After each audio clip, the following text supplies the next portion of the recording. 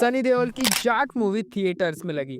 और हाँ, ये ठीक वैसी ही है जैसा टीजर और ट्रेलर में दिखाया गया था। अगर मूवी देखने जा रहे हो तो फिर दिमाग मत लगाना बस। जहाँ पर इसका छोटा सा सिनॉप्सिस के बारे में जान लेते हैं। जहाँ पर रणदीप हुड्डा का कैरेक्टर जो कि राणा तुंगा है, उसका 40 गांव में दबदबा बना हुआ है। फिर गांव के लोगों को जरूरत थी एक मसीहा की, जिसके पास सनी पाजी के कैरेक्टर की एंट्री होती है। फिर वो इधर क्यों आए थे, किसके लिए आए थे और राणा तुंगा इतना आतंक क्यों मचा रहा था, ये तो आप मूवी देखोगे फिर जान पाओगे। तो फिर मूवी की तो बस ये टिपिकल सी स्टोरी है जिसमें एक विलन है और एक हीरो आता है गांव को बचाने के लिए। तो अपन सबसे पहले बात करते हैं रणदीप हुड्डा के कैरेक्टर की, यानी राणा तुंगा, जो कि श्रीलंका से आंध्र प्रदेश में आया था इलीगली। फिर वहाँ पर अपना दबदबा बना रहा था, जिसके कारण बच्चों से लेकर बूढ़ों तक की फटी पड़ी थी। यहाँ तक कि पुलिस के पास भी अगर वारंट रहता था और अगर मान लो कि कोई चले भी गया उसको पकड़ने, तो फिर बाकी सारे पुलिस वाले भग जाएंगे कि भाई तुम ही जाओ मौत के मुंह में, हम तो नहीं आएंगे। और अब इतना सारा सुनने के बाद आपको एक आइडिया तो लग ही गया होगा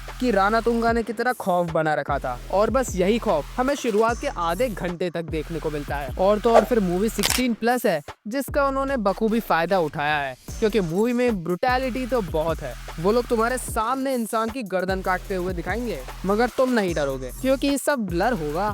फिर मूवी में आधे घंटे के बाद एंट्री होती है सनी पाजी की, जो कि गांव के लिए मसीहा बनकर आया था। और भाई एक्शन सीक्वेंस तो वाकई में मूवी के अच्छे हैं। जहाँ पर होता क्या है कि सनी पाजी इडली खा रहे थे, फिर पीछे से कोई उन्हें धक्का मारता है। फिर जब सनी पाजी उन्हें सॉरी कहने के लिए कहते हैं, वो तो विलन है, मना ही करेंगे। फिर सनी पाजी जीप से उसको नहीं मारते, उसको जीप पे मारते हैं। और बस ये देखकर मैं बिक गया, मेरा पैसा हो गया वसूल। अब कुछ भी करो मूवी में, मुझे मतलब नहीं। फिर आगे मूवी के बारे में बताओ तो इसकी जो वाइब्रेंट कलर ग्रेडिंग थी, उससे कलर्स अलग ही पॉप अप हो रहे थे। और जो मूवी का साउंड था उसमें भी एक अलग ही एको सुनाई पड़ रहा था, जिससे ये मूवी साउथ मूवीज की तरह ज्यादा लग रही थी। और हाँ, ये मूवी दरअसल हिंदी मूवी है, जो कि बिल्कुल भी नहीं लग रहा था इसकी हरकतों को देखकर। क्योंकि कलर ग्रेडिंग और एको तो चलो ठीक है, मगर फाइटिंग सीक्वेंसेस और वो स्लो मोशन भी साउथ मूवीज की ही याद दिला रहा था। ऑल्दो मूवी में 2 गाने थे, जिसकी मूवी में कोई जरूरत नहीं थी, लेकिन मूवी की जरूरत थी।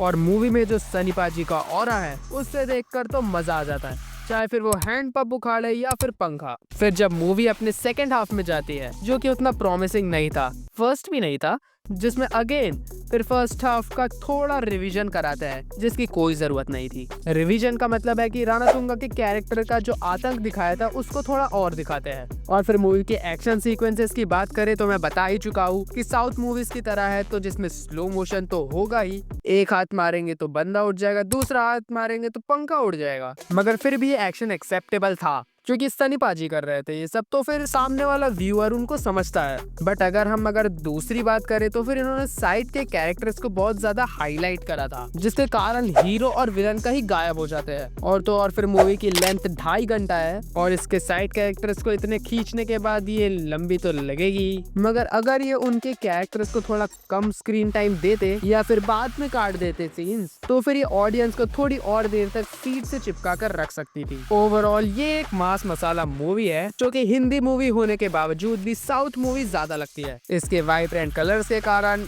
एक्शन सीक्वेंसेस के कारण और स्लो मोशन के कारण। बट हाँ, एक्शन सीक्वेंसेस वाकई में मूवी के अच्छे थे और डायलॉग्स तो ओवर दी टॉप। और अब तो सनी पाजी का कमबैक भी हो चुका है गदर के बाद, और आप उनके सबसे बड़े फैन हो तो जाकर देख सकते हो मूवी, क्योंकि आपकी मर्जी आपका पैसा। और क्या आपको पता है कि रणवीर सिंह एक ज़ॉम्बी मूवी बनाने वाले हैं, और तो और सनी देओल नीतीश तिवारी की अपकमिंग मूवी रामायण में हनुमान का रोल प्ले करेंगे। तो अगर आपको वो सब जानना है तो फिर जो स्क्रीन पर वीडियो आ रही है उसे जाकर देखिए।